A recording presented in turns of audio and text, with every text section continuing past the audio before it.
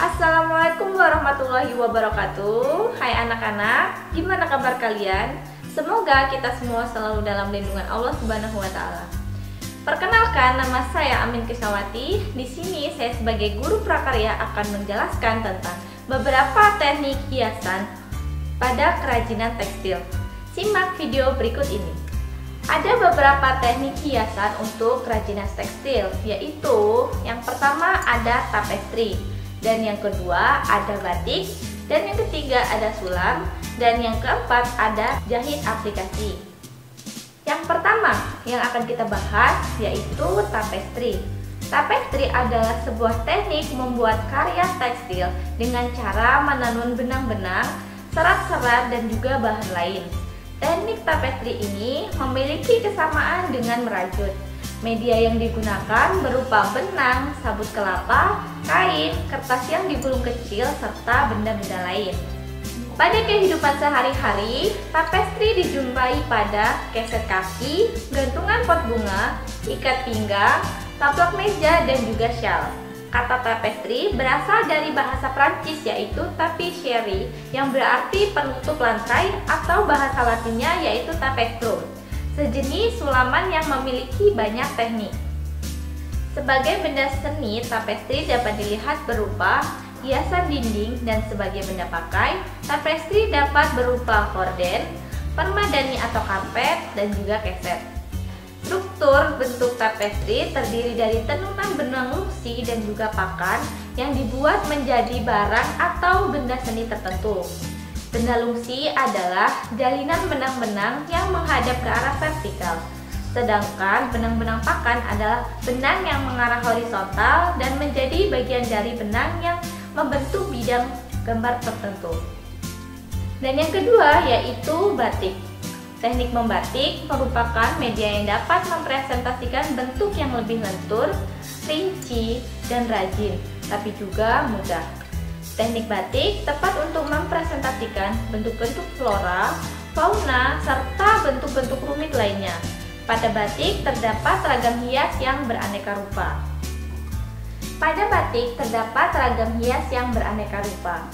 Ragam hias batik merupakan ekspresi yang menyatakan keadaan diri dan juga lingkungan penciptanya. Ragam hias diciptakan atas dasar imajinasi perorangan atau kelompok. Hampir secara keseluruhan, ragam hias batik dapat menceritakan tujuan atau harapan perorangan atau kelompok. Apabila ragam hias yang diciptakan dipakai berulang-ulang dan terus-menerus, maka akan menjadi sebuah kebiasaan yang lama-kelamaan pula akan terbentuk tradisi dari kelompok masyarakat tertentu. Berdasarkan perkembangannya, ragam hias batik sangat dipengaruhi oleh budaya luar, sehingga dihasilkan corak batik yang beraneka ragam. Berdasarkan wilayah penyebaran motif pada kain batik, dan dilihat juga dari periode perkembangan batik di Indonesia, batik dapat dibagi menjadi dua, yaitu batik pedalaman atau batik klasik, dan yang kedua batik pesisir. Nah, dan yang ketiga yaitu sulam. Kegiatan menyulam sudah sejak lama dikenal dalam kehidupan manusia. Bahkan usia sulaman bisa dikatakan sama dengan ditemukannya pakaian, yaitu sejak ribuan tahun silam. Sulam biasa disebut juga dengan border. Border adalah hiasan yang dibuat di permukaan kain atau bahan-bahan lain dengan jarum jahit dan juga benang. Dahulu, sulam lebih banyak menggunakan bahan dasar benang katun. Saat ini, sulam telah dikembangkan dengan pita dan juga benang nilon yang tebal dan juga kaku. Kain dan benang yang dipakai untuk sulaman berbeda-beda menurut tempat dan juga negaranya.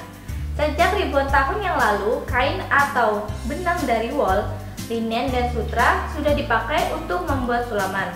Selain benang dari wol, linen, dan sutra, sulaman modern menggunakan benang sulam dari katun atau rayon.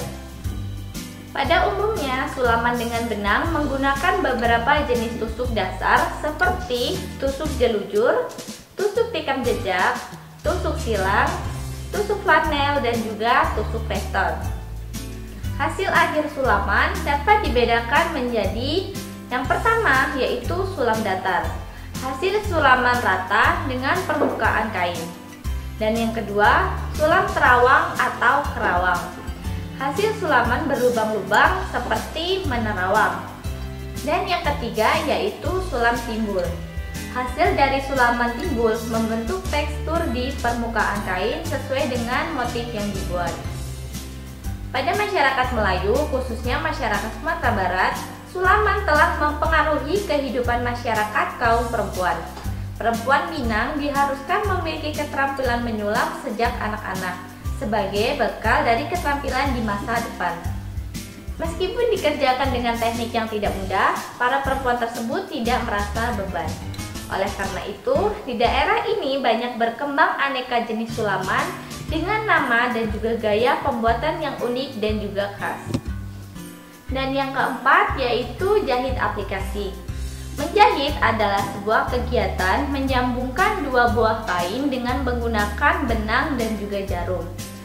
Menjahit selalu dikatakan identik dengan pekerjaan perempuan. Padahal menjahit juga diminati oleh kaum pria karena menjahit merupakan kegiatan yang mengasyikan. Bahkan dapat menjadi mata pencaharian. Seperti halnya pekerjaan lain, misalnya polisi. Tidak hanya ditekuni oleh kaum pria, namun juga wanita. Penjahit biasanya disebut juga dengan tailor. Meskipun menggunakan bahasa asing, namun istilah tailor ini sudah menjadi familiar di masyarakat kita. Jahit aplikasi merupakan bagian dari teknik menjahit. Jahit aplikasi adalah teknik menghias permukaan kain dengan cara menempelkan guntingan kain pada kain yang berbeda warna dengan warna dasar kain. Selanjutnya diselesaikan dengan jahit teknik sulam yang menggunakan tusuk hias veston.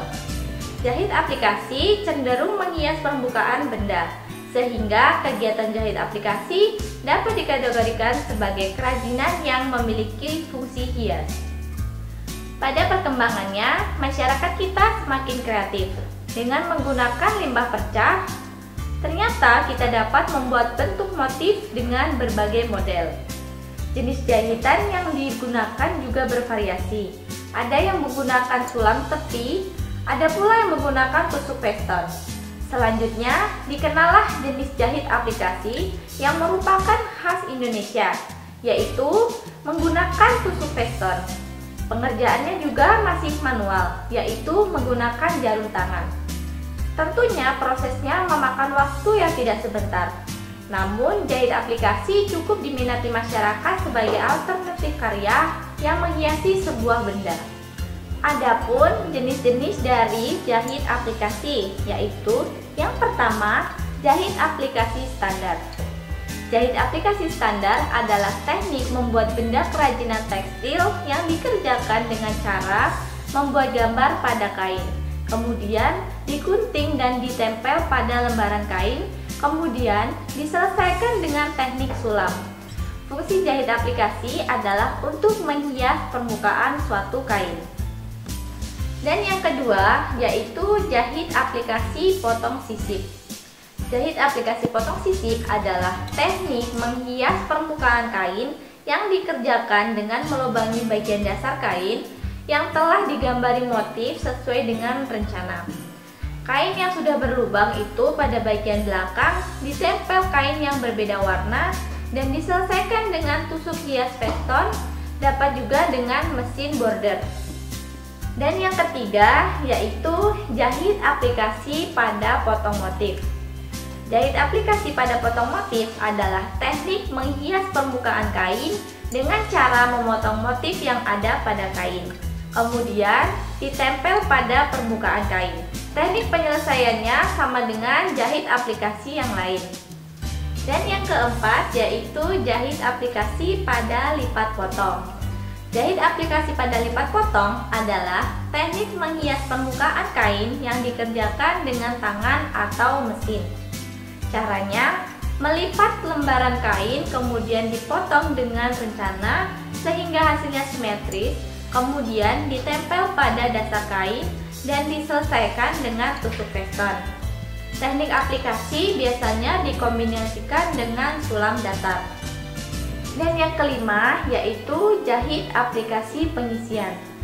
Jahit aplikasi dengan pengisian adalah teknik menghias permukaan kain yang dikerjakan secara manual ataupun dengan mesin. Caranya sama seperti pada jahit tindas. Bedanya pada penambahan potongan kain yang berbeda warna. Pengisi susulan dapat juga ditambahkan dengan penambahan renda dan juga pita. Penyelesaian sama dengan teknik aplikasi yang lain. Demikianlah tadi penjelasan mengenai beberapa teknik hiasan pada kerajinan tekstil. Semoga video ini bermanfaat untuk kita semua. Sampai berjumpa di video selanjutnya. Saya akhiri. Wassalamualaikum warahmatullahi wabarakatuh.